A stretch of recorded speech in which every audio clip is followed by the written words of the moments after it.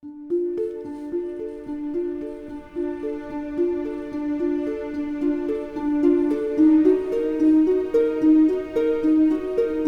this is Ken Barron. I'm with the National Association of Black and White Men Together. And today I want to talk about LGBTQ rights and how they're under fire. The reversal of Roe versus Wade is likely to be the first step in a campaign to rescind legal rights and protections that Christian right people in America find objectionable.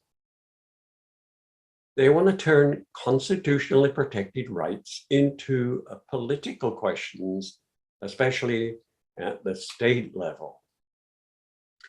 So 2 decades of gains in federal protections for LGBTQ Americans have been based on constitutional right to privacy, a right rejected by the leaked out draft opinion overturning Roe. Thus, the Supreme Court may no longer see queer Americans as worthy of equal protection under federal law. The foundations of LGBTQ rights has long been fragile. These protections have been notoriously difficult to entrench in federal legislation. The Equality Act, which would ban discrimination on the basis of sexual orientation or gender identity, is stuck in the Senate, and transgender rights are, if anything, regressing nationwide. Without a constitutional right to privacy, activists on both sides will shift their focus to the states.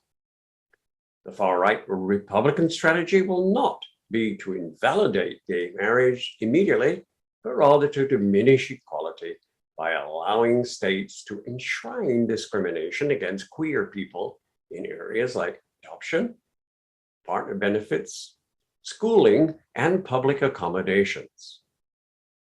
Many states already have laws on the books to protect same-sex marriage and to bar LGBTQ discrimination in employment and housing. But more than a dozen states have no explicit ban on discrimination over sexual orientation or gender identity. And in some, conservatives have gone on the offensive to enact hateful new laws. Republicans will make schools and children the next battleground. Don't Say Gay laws will muzzle public school teachers, and trans girls playing sports will be outlawed. LGBTQ people are labeled as pedophiles, grooming vulnerable children. Because of redistricting and polarization, state house districts are now almost entirely won and lost in primaries. To woo an enthusiastic base for those low turnout elections, Republican candidates court the anti-gay extremes. That is the clearest path to election. Meanwhile, white evangelists make up only 19% of the voting public nationwide in 2020, but constituted 34% of all Trump voters. The anti-gay Christian nationalist movement is better organized than gay rights proponents. The Southern Poverty Law Center notes the organizations like Alliance Defending Freedom raises and spends millions of dollars a year supporting anti-LGBT mobilization in America and even overseas. But even in many of the states enacting anti-LGBTQ legislation, a majority of voters support gay rights. 18-10 Americans and 65% of Republicans support non-discrimination laws. Marriage equality has support from 70% of Americans. In states considering Don't Say Gay bills this year, there are at least 31 out queer state house members. Although the political game is stacked against them, in many states, the pro-equality folks will have the tide of history and growing public support on their side. But in the shorter term, they are likely to lose legislative battles as these states by states conflicts heat up.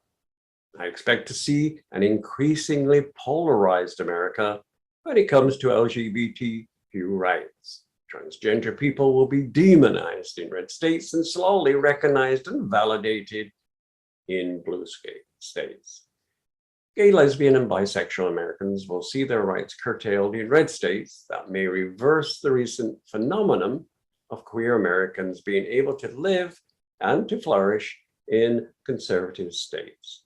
We may see a return to the days of Exodus when LGBTQ people felt pushed and pulled to the big, coastal, gay-friendly cities. But eroding federal protections won't alter changing culture. Homophobia is no longer the majority view of American public. The growing stability and visibility of queer people in public life has shattered stereotypes and built empathy. The question is, will the silent, more moderate Republican majority find attacks on their LGBTQ neighbors too hard to stop? And here in the NABWMT, we fight hard for queer rights. Let us fight even harder in the upcoming midterm elections. To learn more, please visit nabwmt.org and subscribe to our podcasts, our YouTube and Facebook channels. Thank you for listening. This is Ken Barron with the National Association of Black and White Men Together.